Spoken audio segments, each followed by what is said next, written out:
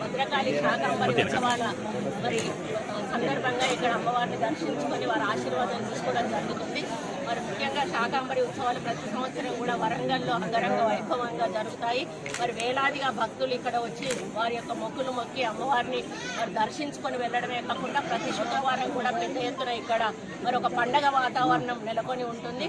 మరి శాకంబరి ఉత్సవాలు ఎప్పటి నుంచి అంటే గతంలో పూర్వకాలంలో కరువు కాటకాలు వచ్చినప్పుడు ఋషులు వెళ్ళి మరి అమ్మవారిని ప్రజలు తిండికి అలమటిస్తూ ఉన్నారు, చనిపోతూ ఉన్నారు.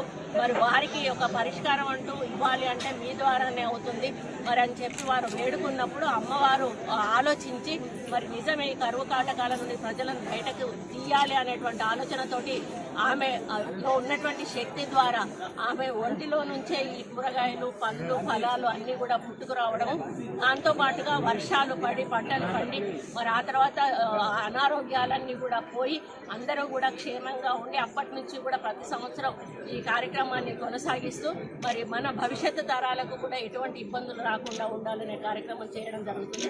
దాంట్లో భాగంగానే ఈరోజు ఈ శాకంబరి ఉత్సవాలు నిర్వహించాము.